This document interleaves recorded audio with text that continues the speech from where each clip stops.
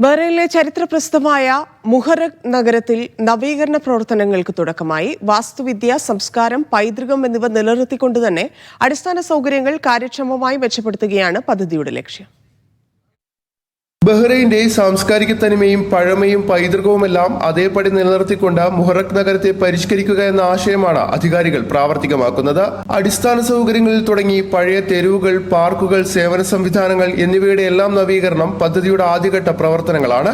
റോഡുകളുടെ വീതി കൂട്ടുക, പുതിയ പാർക്കിംഗ് ഏരിയകൾ നിർമ്മിക്കുക, ഹരിതയിടങ്ങൾ വികസിപ്പിക്കുക, പൊതുസൗകര്യങ്ങൾ മെച്ചപ്പെടുത്തുക എന്നിവയും പദ്ധതിയിൽ ഉൾപ്പെടുന്നു. മുഹറഖിന്റെ നവീകരണ പ്രക്രിയയിൽ നമ്മൾ ഒരു നിർണായക ഘട്ടത്തിലേക്ക് കടക്കുകയാണെന്നാണ് Muharraq municipal council chairman Abdul Aziz Al Nar പറഞ്ഞത്. നഗരത്തിന്റെ പൗരാണിക മനോഹാരിത നഷ്ടപ്പെടുത്താതെയുള്ള വികസന പ്രവർത്തനങ്ങളാണ് ലക്ഷ്യമിടുന്നത്. നിർമ്മാണ പ്രവൃത്തികൾ മുൻകൂട്ടി നിശ്ചയിച്ച പ്രകാരം മുന്നോട്ടു പോകുമെന്നും അദ്ദേഹം കൂട്ടിച്ചേർത്തു.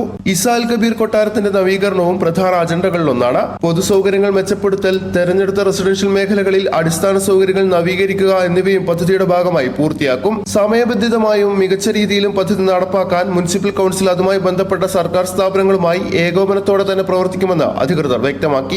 Shefi Shajahan, media 1, Bahrain.